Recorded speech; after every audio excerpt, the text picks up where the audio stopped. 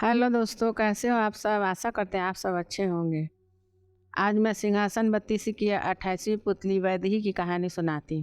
28वीं पुतली का नाम वैदेही था और उसने अपनी कथा इस प्रकार कही। एक बार राजा विक्रमादित्य अपने शयन कक्ष में गहरी निंद्रा में लीन थे। उन्होंने एक सपना देखा। एक स्वर्ण महल है जिसमें रत्न माणिक इत्यादि जड़े हैं। महल में बड़े बड़े कमरे हैं जिनमें सजावट की अलौकिक चीज़ें हैं। महल के चारों ओर उद्यान है और उद्यान में हजारों तरह के सुंदर सुंदर फूलों से लदे पौधे हैं।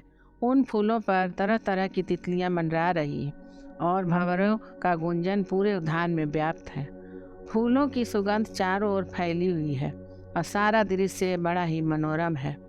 स्वच्छ और शीतल हवा बह रही है और महल से कुछ दूरी पर एक योगी साधनारत है।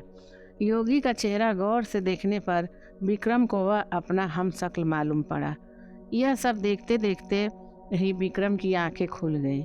वे समझ गए कि उन्होंने कोई अच्छा सपना देखा है। जगने के बाद भी सपने में दिखी हर चीज़ें उन्हें स्पष्ट याद थी। उन्हें अपने सपने का मतलब समझ में नहीं आया। सारा दृश्य अलौकिक अवश्य था, मगर मन की उपज नहीं माना जा सकता था। राजा ने बहुत सोचा पर उन्हें याद नहीं आया कि कभी अपने जीवन में उन्होंने ऐसा कोई महल देखा हो, चाहे इस तरह की किसी महल की कल्पना की है। उन्होंने पंडितों और ज्योतिषियों से अपने सपने की चर्चा की और उन्हें इसकी व्याख्या करने को कहा। सारे विद्वान और पंडित इस नतीजे पर पहुँचे कि महाराजा धीराज ने सपने में स्वर्ग का दर्शन किया है तथा सपने का अलौकिक महल स्वर्ग से राजा इंद्र का महल है। देवता शायद उन्हें वह महल दिखाकर उन्हें सशरीर स्वर्ग आने का निमंत्रण दे चुके हैं। विक्रम यह सुनकर बड़े आश्चर्य में पड़ गए। उन्होंने कभी भी नहीं सोचा था कि उन्हें स्वर्ग आने का इस तरह निमंत्रण मिलेगा। वे पंडितों से पूछने लगे कि स्वर्ग जाने का कौन सा मार्ग होता है तथा स्वर्ग यात्रा के लिए क्या क्या आवश्यकता हो सकती है।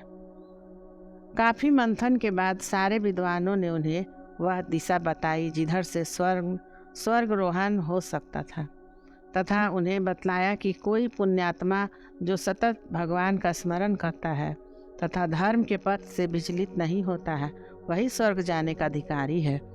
राजा ने कहा कि राजपाट चलाने के लिए जानबूझकर नहीं भूले तो भूल से भी अवश्य कोई धर्म विरुद्ध आचरण उनसे हुआ होगा। इसके अलावा कभी कभी राज्य की समस्या में इतनी उलझ जाते हैं कि उन्हें भगवान का स्मरण नहीं रहता है। इस पर सभी ने एक स्वर में कहा कि यदि वे इस योग्य नहीं होते तो उन्हें स्वर्ग का दर्शन ही नहीं हुआ होता। सबकी सलाह पर उन्होंने राजपुरोहित को अपने साथ लिया और स्वर्ग की यात्रा पर निकल पड़े। पंडितों के कथन अनुसार उन्हें यात्रा के दौरान 2 पूर्ण कर्म भी करने थे। यह यात्रा लंबी और कठिन थी।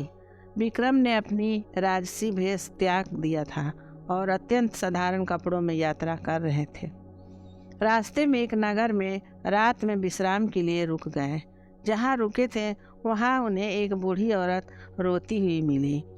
उसके माथे पर चिंता की लकीरें उभरी हुई थी तथा गला रोते रोते रूंधा जा रहा था।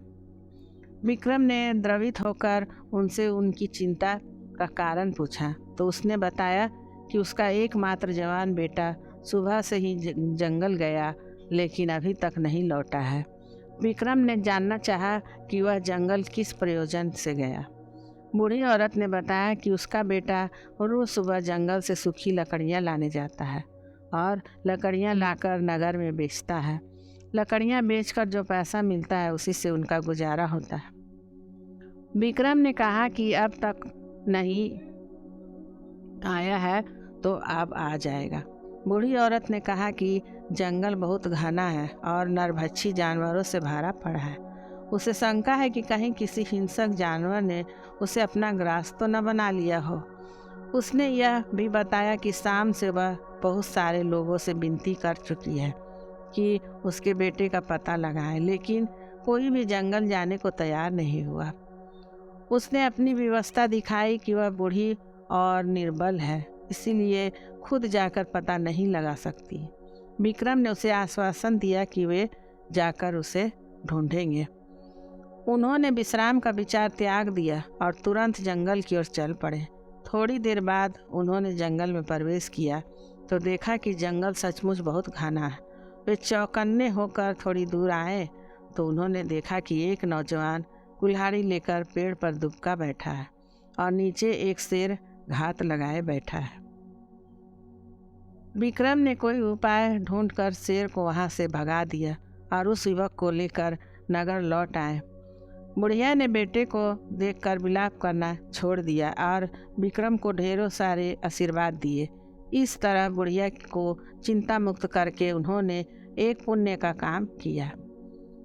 रात भर विश्राम करने के बाद उन्होंने सुबह फिर से अपनी यात्रा शुरू कर दी। चलते चलते वे समुद्र तट पर आए तो उन्होंने एक स्त्री को रोते हुए देखा। स्त्री को रोते हुए देख वे उनके पास आए तो देखा कि वह एक मालवाहक जहाज खड़ा है और कुछ लोग उस जहाज पर सामान लाद रहे हैं। उन्होंने उस स्त्री से उसके रोने का कारण पूछा तो उसने बताया कि बस 3 महीने पहले उसका विवाह हुआ और वह गर्भवती है। उसका पति इसी जहाज पर कर्मचारी है तथा जहाज का माल लेकर दूर देश जा रहा है। विक्रम ने जब उसे कहा कि इससे परेशानी की कोई बात नहीं है और कुछ भी समय बाद उसका पति लौट आएगा, तो उसने अपनी चिंता का कारण कुछ और ही बताया। उसने बताया कि उसने कल सपने में देखा है कि एक मालवाहक जहाज समुद्र के बीच में ही और भयानक तूफान में घिर जाता है। तूफान इतना तेज है कि जहाज के टुकड़े टुकड़े हो जाते हैं और उस पर सारे सवार समुद्र में डूब जाते हैं। वह सोच रही है कि अगर वह सपना सच निकला तो उसका क्या होगा। खुद तो किसी प्रकार जी भी लेगी, मगर उसके होने वाले बच्चे की परवरिश कैसे होगी। विक्रम को उस पर तरस आया और उन्होंने समुद्र देवता द्वारा प्रदत्त शंख उसे देते हुए कहा, यह अपने पति को दे दो। जब भी तूफान या अन्य कोई प्राकृतिक विपदा आए तो इसे फूंक देगा। उसके फूंक मारते ही सारी विपत्ति का हल हो जाएगी। स्त्री को उन पर विश्वास नहीं हुआ और वह शंकालु दृष्टि से उन्हें देखने लगी। विक्रम ने उसके चेहरे का भाव पढ़कर शंख में फूंक मारी। शंख की ध्वनि हुई और समुद्र का पानी कोसों दूर चला गया। उस पानी के साथ वह जहाज और उस पर सवार सारे कर्मचारी भी कोसों दूर चले गए। अब दूर दूर तक सिर्फ समुद्र तट फैला ना आता था। वह स्त्री और कुछ अन्य लोगों को वहाँ थे हैरान हो रह गए। उनकी आंखें फटी रह गई। जब विक्रम ने दोबारा शंख फूंका तो समुद्र का पानी फिर से वहाँ हिलोरे मारने लगा। समुद्र के पानी के साथ वह जहाज भी कर्मचारियों सहित वापस आ गया। अब युवती को उस शंख की चमत्कारिक शक्ति के प्रति कोई शंका नहीं रही। उसने विक्रम से वह शंख लेकर अपनी कृतज्ञता जाहिर की। विक्रम उस स्त्री को शंख देकर अपनी यात्रा पर निकल पड़े। कुछ दूर चलने के बाद उन्हें एक स्थान पर रुकना पड़ा। आकाश में काली घटाएं छा गई थी, बिजलियां चमकने लगी थी। बादल के गर्जन से समूचा वातावरण हिलता प्रतीत होता था। उन बिजलियों की चमक के बीच विक्रम को एक सफ़ेद घोड़ा जमीन की ओर उतरता दिखा। विक्रम ने ध्यान से उसकी ओर देखा, तभी आकाशवाणी हुई, महाराजा विक्रमादित्य, तुम्हारे जैसा पुण्यात्मा शायद ही कोई हो। तुमने रास्ते में 2 पुण्य किए।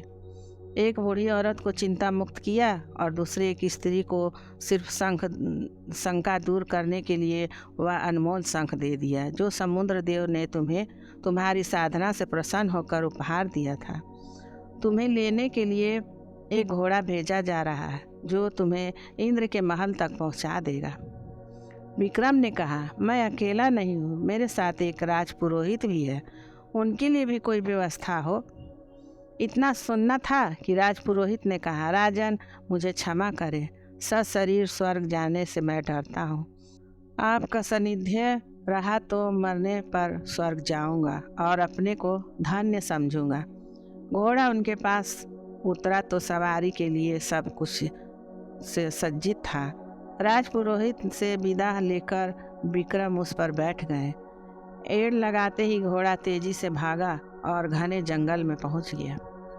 जंगल में पहुंचकर उसने धरती को छोड़ दी और हवा में दौड़ने लगा।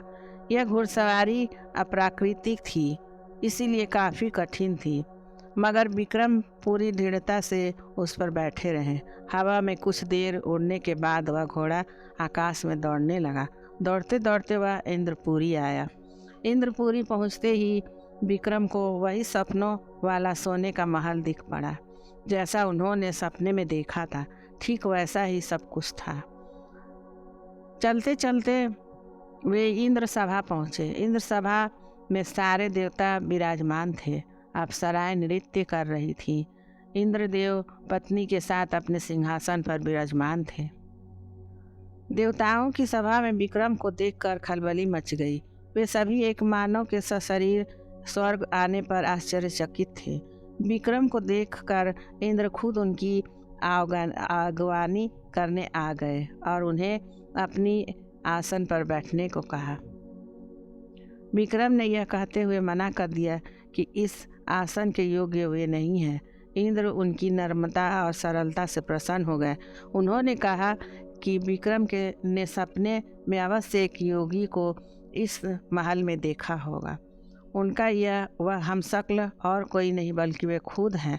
उन्होंने इतना पुण्य अर्जित कर लिया है कि इंद्र के महल में उन्हें अस्थायी स्थान मिल चुका है। इंद्र ने उन्हें एक मुकुट में उपहार में दिया।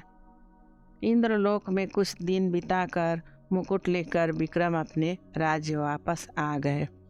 दोस्तों, कृपया ये कहानी अगर पसंद आए तो कृपया लाइक करें, सब्सक्राइब करें। धन्यवाद।